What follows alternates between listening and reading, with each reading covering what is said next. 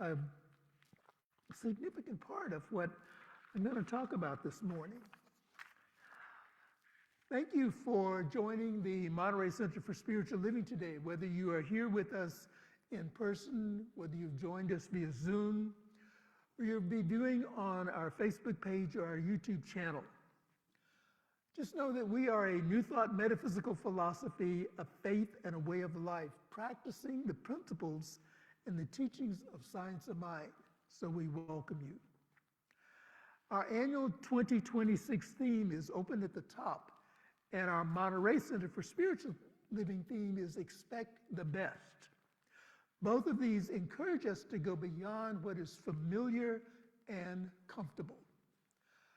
I remember there's an old expression that says the job of the minister is to comfort the afflicted and to afflict the comfortable. And so these teachings are designed to do both. And I'll share a little bit later that my own experience has been that of kicking me out of my comfort zone and then finding that place where I can say all is well. Today we are continuing our February series, Embracing the Edge, with the topic, The Edge of the Known, which invites us to ask, what lies beyond the familiar? What are the shared unconscious stories, beliefs, and truths that exist beneath our own awareness? We lean into the sacred unknown, which calls us into collective healing, and we push the limits of our beliefs and comfort zones individually and together. So we're on this journey. I want to thank you for the way that you welcomed and embraced Carrie Hillary last week, expressing our genuine Monterey Center for Spiritual Living love. And the message that Carrie left for us last week really is inviting us to explore that unknown, to explore that explore the consciousness that belies the consciousness that lies beneath the lone. I think that's the way I want to express that. Anyway, what Carrie shared with us was this month we are celebrating the Season for Nonviolence, and it is also Black History Month, along with other significant events that are taking place. But in Carrie's talk last week, she encouraged us to remember that we have models of giants such as Gandhi, such as Dr. King, such as Cesar Chavez, such as the Dalai Lama. And for those who may have been following the Peace Walk for the monks here in the United States, we have these models that allow us to look to that level of consciousness and say, the gift of love that I have, that we have collectively, belongs to all of us. So thank you, Carrie, for sharing that information with us. And I just want to highlight a few things that are occurring this week. Today is the 15th, Tuesday, February 17th, is Random Acts of Kindness Day. And this is where we are invited to perform simple acts of and thoughtful actions, making kindness a regular part of our lives. And in conjunction with that is the idea to pay it forward. In whatever way you can pay something forward. And by paying it forward, you're acknowledging the gift that has already been given to each one of us. And we're sharing it without any expectation of return. This is the key to a random act of kindness. We're not expecting any return from the giver. No, from the person that we're giving to. Also on Tuesday is the beginning of Ramadan, February 15th through March 19th, and this is the most sacred month of the year in the Islamic calendar, marked by fasting, abstention from pleasures, and prayers to become closer to God. And isn't that a part of our spiritual practices? Our daily walk with the Spirit, with this infinite intelligence, to just become closer in our human awareness to become closer to God. And then on Wednesday, February the 18th, is Ash Wednesday, which is the beginning of Lent, representing the 40 days that point to Jesus' 40-day fast and temptation in the wilderness after being baptized. It too is a season of penance that includes prayer, fasting, and almsgiving. So you see the interconnectedness of practices, the interconnectedness of life. And then February 14th is a very significant day in the life of Science of Mind. February 14th marks the 99th anniversary of our movement. 99 years ago, Dr. Ernest Holmes had the insight and the great vision to establish the Institute of Religious Science and School of Philosophy, incorporated in California. By doing so, he prophetically planted the seeds that continue to bless the world. And also on February 14th, 1952, Love birthed our Monterey Center for Spiritual Living. Yes, we're celebrating our 74th anniversary of our charter. We were charter number 53, so we were the 53rd spiritual community that was established under the umbrella of Science of Mind, religious science, and we've had a number of names and identities. But I think it's fitting that we celebrate our 74th year as a continuous spiritual community in all of its various iterations. And we have been at this location for over 60 years. So there's a long history that I think we can celebrate. Next week will be our annual business meeting, and following the business meeting, we will have a party to celebrate our anniversary and to just celebrate who we are as a spiritual community. And we're asking you to stay and play, and lunch will be provided. So for those of you who are viewing and are local, we invite you to come and join the celebration with us here at the Monterey Center for Spiritual Living. And I think that covers the housekeeping up to this point. And so shifting our energy and our attention to our topic today, the edge of the unknown. In the Science of Mind textbook on page 479, our founder, Ernest Holmes, wrote these words: "We are to know that passing events cannot hinder the onward march of the soul. The temporal imperfection of the human cannot dim the internal integrity of the divine." I'll say that again. We're to know that passing events cannot hinder the onward march of the soul. The temporal imperfection of the human cannot dim the eternal integrity of the divine. I just want to share briefly some things that have been happening in my own life that really resonate with this quote by Holmes. Recent real-time and passing moments. A surgical procedure that went longer than anticipated. The medical restrictions and listening to the body during the recovery. The body saying, take a nap. And the mind saying, no, do this. And the body says, take a nap. Guess who won? The body. The transition of a family member, the father of one of my beloved son-in-laws. And then the anniversary of the transition of my own spouse. Those unwelcome and yet necessary waves of grief, not specific to any one event, but necessary to move me and to move us along the daily events of life.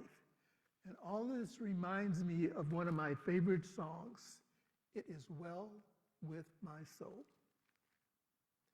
when peace like a river attendeth my way. Thou hast taught me when sorrows like sea billows roll. Whatever my lot, thou hast taught me to say, it is well with my soul. And so I am not at a point yet where I'm willing to share more about the surgical procedure, so don't ask. This is a don't ask, don't tell experience. I do encourage you and welcome your continual prayer support for this phase of the journey. I would like for us to just take a moment to breathe together on three key aspects that I think are important in all of our lives. Expressing gratitude for where we have come from. Let's take in a breath and just release it in gratitude for where we have come from.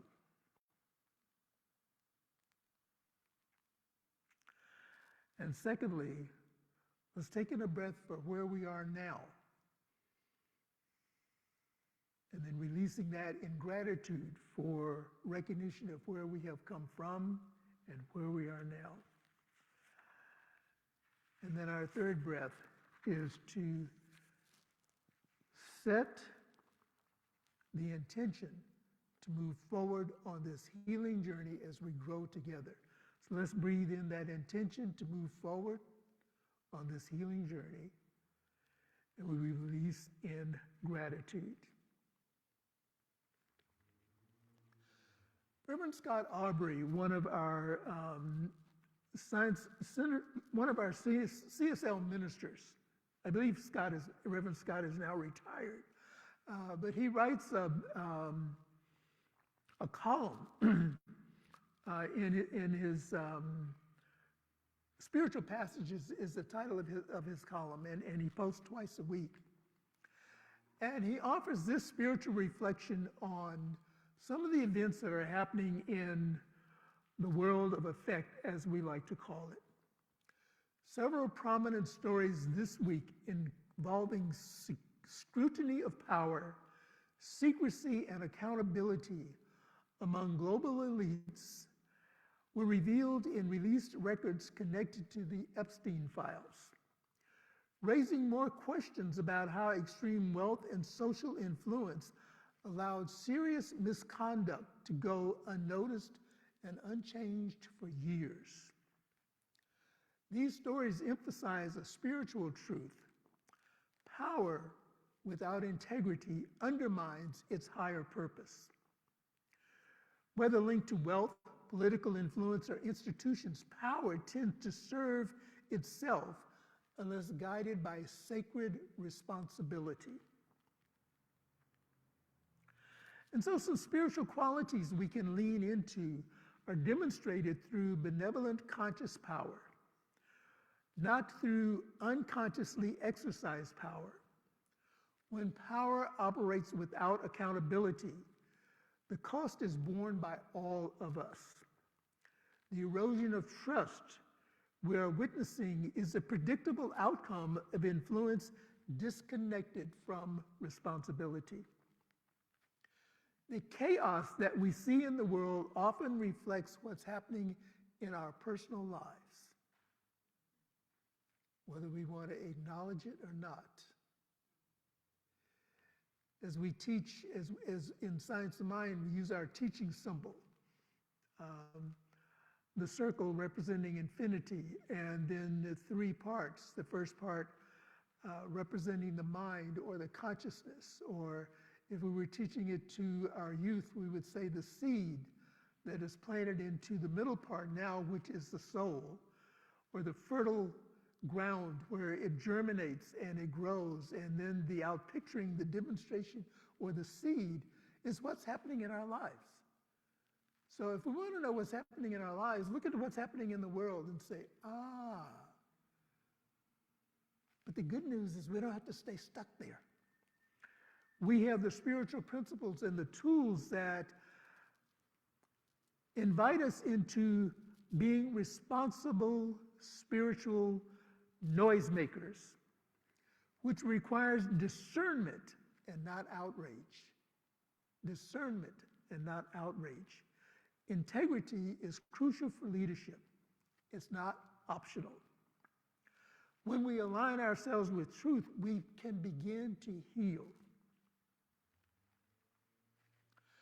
From the perspective of science of mind, the edge of the known is a threshold between what we understand and what remains a mystery. This is the space where transformation begins. Science of mind teaches that spirit is always speaking, and often spirit's clearest voice comes in silence. Holmes shared a vision of 1,000 awakened people changing the world through listening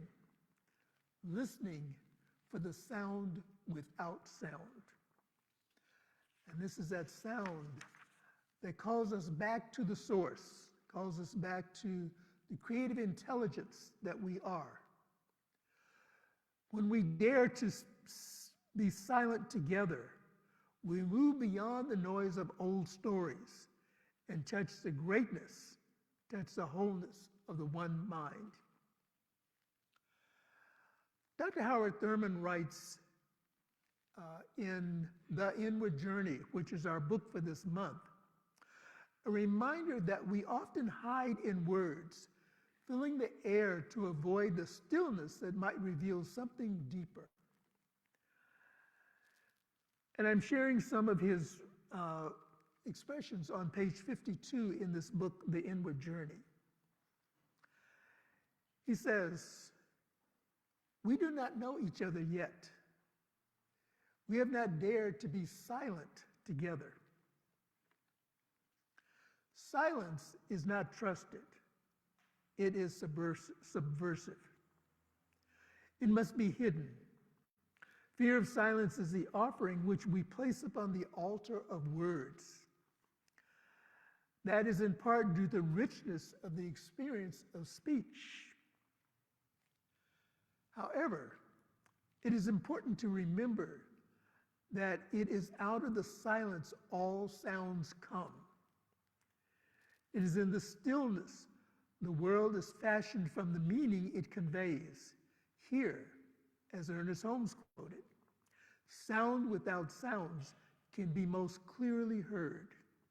The meaning out of which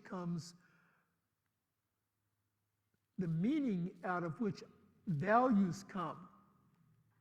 We cannot conceive what sort of person we have never met. We cannot conceive what sort of person has never been silent.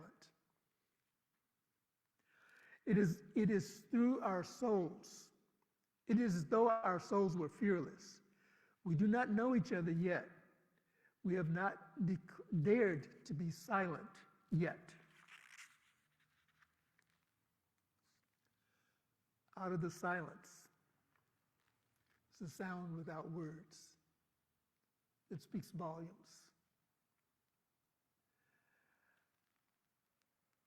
And I'm reminded of being a parent, and also in some relations with close friendships. We speak through the eyes. No words need to be said. You know, the glance, the slight nuance of the head, or the nod conveys volumes out of that silence. And as a spiritual community, we are invited to sit in the silence, to be in the presence of spirit, to be in this space where the unknown becomes known. This is why the practice of meditation is so important and has so much value. At least for me, it has a lot of value. The edge of the known encourages us to ask, what lies beyond the familiar? What are the shared unconscious stories, beliefs, and truths that exist beneath our awareness? At the edge of the unknown, words fall away, and we find a shared ground of being. Silence is not the absence of communication, it's the birthplace of it. What would it mean for us as a community to dare to be silent together, to let meaning arise from that deeper well? And so this week is an invitation to lean into the silence. Set aside a few moments each day to turn off the noise, not just dial it down. You may begin by practicing to dial it down. Some of us may need to take these little baby steps into the silence. But set aside a few moments for no TV. 5 minutes. 5 minutes, no TV. No phone. 5 minutes, no phone. Put it on silent. Turn it face down so you don't see the illumination that lets you know there's a message coming in. No conversation. Living alone, that's easy.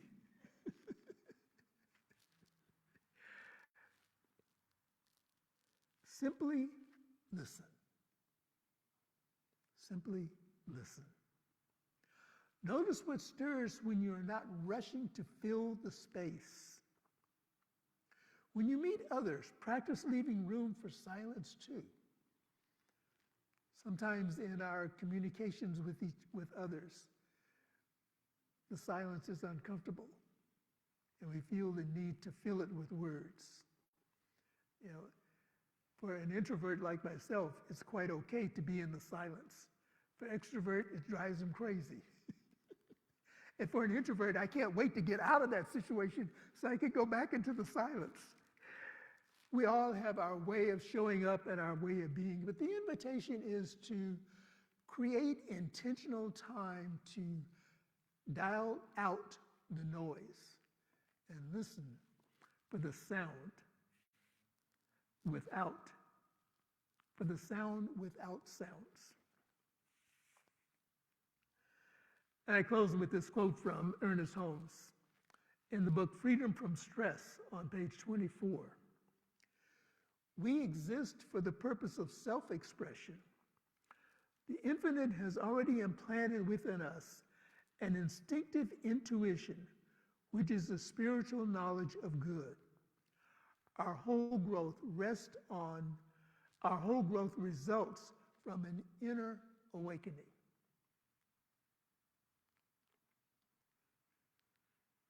At the edge of the known, words fall away.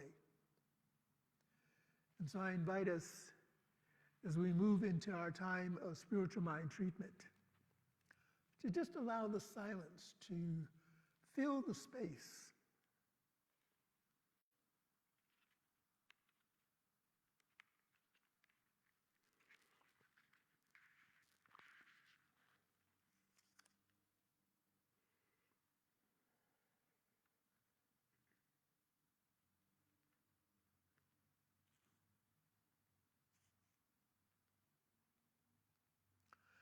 And into the silence. I speak these words for the treatment of our Monterey Center for Spiritual Living. We come together in the one mind, God's mind, and speak these words for the perfect new home for our Monterey Center for Spiritual Living. It is already waiting for us. It meets our needs and our desires and more. It is in the perfect location for our loving spiritual community to expand and grow. And affirming that this is existing right here and right now, what I know is that in living this life of God, each one of us, as an individualized expression of this intelligence, embraces not only the new physical space that is waiting for us, we embrace all that there is in our own individual lives that create the place that we call home, that place of safety, that place of security, that place of peace, that place of trust, that place that provides sanctuary where we rest from the daily grind of life.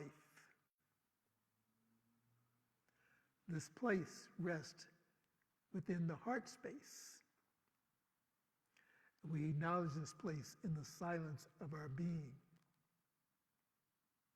I speak my word of gratitude this morning for everything that is occurring in my life, in the life of our spiritual community, and in the life of the world, knowing that even though it may seem gloomy or dark at points, the invitation is to see through the experience, to see on the other side, and to know that it is well, that everything is unfolding in divine, right, and perfect order. It is as it should be, right here and right now.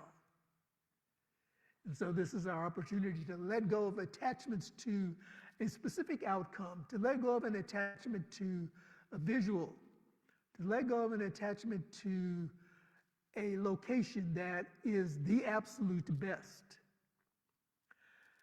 and to just be open at the top, to be open to the revelation that all is well. And as we have been provided for at this location for 60 years,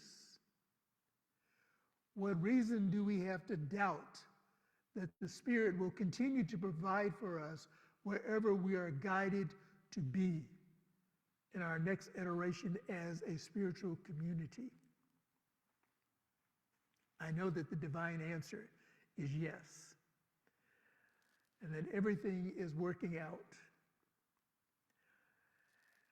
And so I speak my word this morning for families and individuals who are experiencing various transitions in their lives.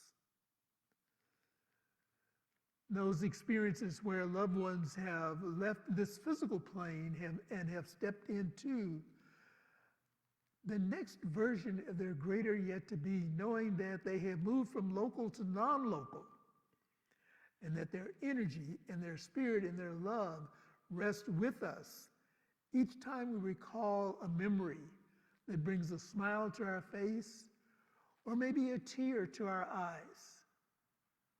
Know that the experience of love is always there, is always prevalent. For other experiences that people are experiencing in their lives right here and right now, I know that the answer is yes and amen, that all needs are provided for in time, on time, at the right time. It's an opportunity to trust and to listen to the direction and the guidance of Spirit. I bless places where people are gathering together in the name and nature of love, knowing that there are points along the way where our paths will intersect and will crisscross. May those intersections and those crisscrossings be places of peace, places of love, places of acknowledgement, places of knowing that we're all on this journey together.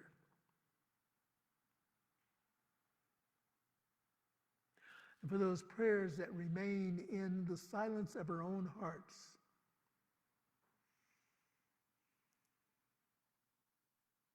knowing that Spirit says yes.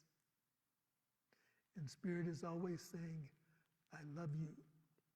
You are my beloved. And so for this and so much more, I give thanks. I give thanks knowing that the word spoken has set a new cause in motion and that it cannot and will not return void. And so therefore, in gratitude, I release this word into the activity and the action of love and law, just allowing it to be so. And if any of what I've said resonates with you in any way, let us affirm it together by saying, and so it is, and so it is.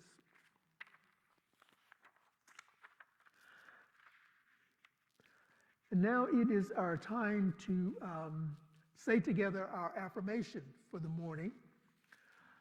And the words are on our monitor. I live my truth beyond my comfort zone. Let's say it again together. My truth even beyond my comfort zone. And so as we move beyond our comfort zone, we move also in gratitude as we prepare for sharing our abundance, for participating in the flow of life that is known as offering time. And I thank you for the gracious and magnificent way that you continue to support our spiritual community. Your tithes, your offerings, your gifts make it possible for us to assemble in a beautiful place like this and to support our outreach programs, to support our tithing, and to support the other outreach that we do in the community. And we have an affirmation of abundance that I would like for us to say together.